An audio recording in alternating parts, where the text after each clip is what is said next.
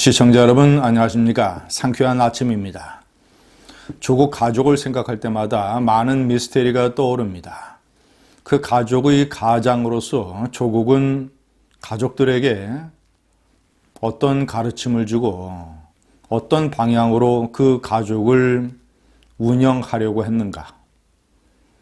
애들에게는 어떤 인생과 가치관을 심어주려고 했는가? 그리고 조국과 정경심 부부는 아들의 또는 딸의 교육과 진로 또는 평상시의 생활 이런 것에 관해서 어떻게 지도하고 자신들이 그들과 무슨 고민을 하고 이런 어떤 가족이라고 하는 공동체가 나아가야 하는 최종 목표와 지향점, 가치 이런 것에 관해서 어떤 생각을 공유했는가? 저는 깊은 의문이 들지 않을 수 없습니다. 왜냐? 이것은 가족 구성원 4명 중에서 한두 사람이 잘못하는 것이 아니라 거의 모든 4명이 똑같은 성격의 가치관을 공유하고 우리 가족만 잘 먹고 잘 살면 된다.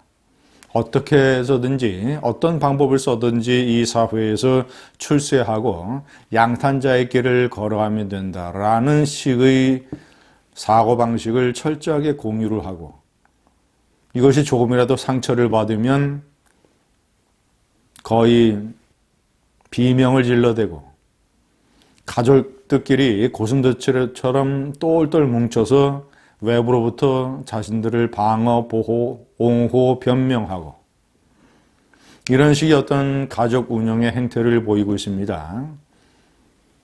제가 오늘 조국 가족의 미스테리라는 이런 주제를 한번 설명을 해드리겠습니다. 첫 번째, 아버지, 엄마, 딸, 아들 4명이 모두 피의자가 됐습니다. 범죄자의 혐의를 받고 검찰 수사를 받고 있는 것이지요. 딸은 2번, 아들은 1번 소환됐습니다.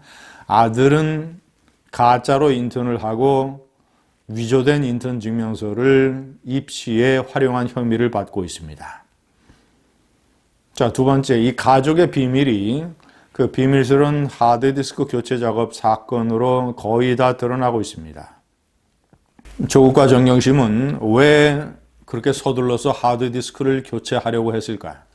그 안에 어떤 비밀과 비리가 숨어 있길래 조국이 몰랐다는 것은 새빨간 거짓말입니다. 모든 정황이 다 드러나고 있습니다. 그 증권사 직원이 그 상황을 자세하게 목격을 했습니다. 오늘 아침 조선일보가 상세하게 보도한 내용에 따르면 그 증권사 직원은 서재, 자 40평대 아파트니까 방이 4개일 거 아니겠습니까? 자 그럼 하나는 부부가 쓰는 안방, 하나는 조국의 서재, 하나는 아들, 하나는 딸의 방 아니겠습니까? 증권사 직원은 첫 번째 조국의 서재에 들어가서 하드디스크를 교체하는 작업을 하고 있었습니다. 그런데 조국이 퇴근을 했고 증권사 직원은 서재에서 나와서 거실에서 조국에게 인사를 했습니다. 그때 조국이 아내를 도와줘서 고맙다라는 말을 했습니다. 그리고 나서 조국은 서재 바로 맞은편에 있는 가까이에 있는 안방에 들어갔습니다. 거리가 2m 조금 넘는 조금만 크게 얘기하면 모든 소리가 다 들릴 그런 거리였습니다. 자, 우선 조국은 그 증권사 직원이 자기 서재에서 나오는 것을 봤습니다. 자, 그리고 서재에서 무슨 작업을 하는 것을 알고 있었습니다. 그런데 왜 물어보지 않았을까요? 왜 내 서재에 있느냐? 서재에서 무슨 일을 하느냐? 오늘 무슨 일을 하러 우리 집에 왔느냐라고 왜 물어보지 않았을까요? 사전에 다 알고 있었다는 것 아니겠습니까?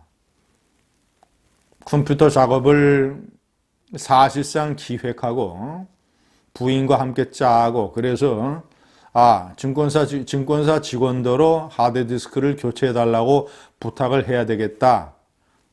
아니면 부탁하자라고 합의를 봤을 것이고 그래서 증권사 직원이 자기 서재에 있는 것을 알았기 때문에 물어보지 않았을 거 아니겠습니까?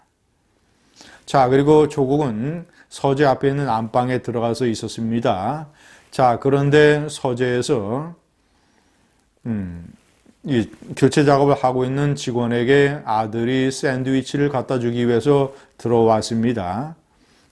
교체 작업을 하는 것을 보고 이제 엄마에게 내 노트북도 바꿔달라고 했습니다. 그런데 엄마가 노트북은 교체할 필요가 없다. PC의 하드디스크만 교체하면 된다라고 얘기를 했고, 자, 이것을 시작으로 엄마와 아들이 큰 소리로 말다툼을 했다고 합니다. 아마 아들이 왜 안 돼? 이왕이면 바꿔주지 뭐 이런 식으로 얘기했을 거 아니겠습니까? 바깥 사람인 증권사 회사 앞에서 엄마와 말다툼을 하는 아들, 또 아들과 말다툼을 하는 엄마. 자, 그리고 이 말다툼의 소리가 컸기 때문에 바로 앞에 있던 안방의 조국이 다 들었을 것이라는 것이 증권사 직원의 설명입니다. 조국은 처음부터 끝까지 다 안 겁니다.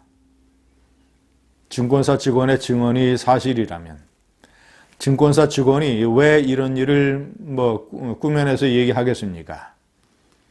모든 것 다 있는 그대로 검찰에 얘기하는 거 아니겠습니까? 네 번째, 최근에 SNS에 글을 올리고 있는 정경심, 자중자외하면서 속죄하는 심정으로 있어도 부족한 이 정경심이 SNS에 올린 글을 한번 보십시오. 그 아이는 평생 엄마에게 한 번도 대들어본 적이 없는 예의 바르고 착한 아이였는데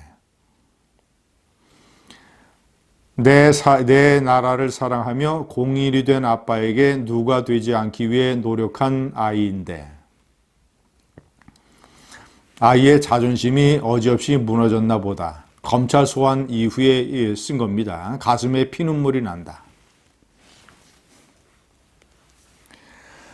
예의 바르고 착한 아이였는데 외부 사람 앞에서 엄마와 크게 말다툼을 했습니다. 끔찍한 가족 이기주의. 자기 아들이 검찰 소환이 돼서 자존감이 어지없이 무너져서 내 가슴에 피눈물이 난다. 이 나라의 서민 가정, 중산층 가정, 부모들, 그리고 자녀들, 알바로 고생을 하는 대학생들, 조국 사태를 보면서 정말이지 피눈물이 나는 사람들이 국민이고 자존감이 무너지는 사람들이 국민인데 이런 글을 버젓이 SNS에 올리고 있습니다. 공인이 된 아빠에게 누가 되지 않게 노력했다? 공인 중에 공인, 민정수석, 남편이 청와대 민정수석, 정권의 2인자, 3인자가 됐는데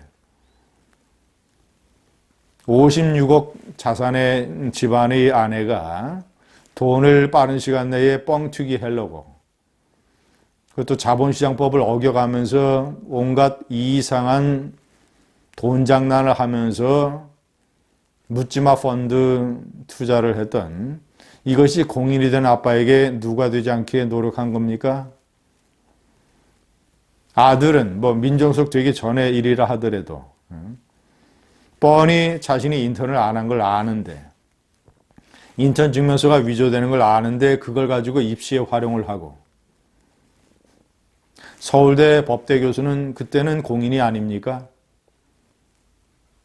이 끔찍한 조국 가족의 이기주의를 보면서 정말이지 거의 이 가족의 멘탈리티는 어떤 것인가? 딸도 멘탈 중무장되어 있다고 아무런 죄의식을 느끼지 못하는 그런 모습을 공개적으로 보였습니다. 참으로 이상하고 복잡한 가족. 조국 가족 미스테리입니다. 감사합니다.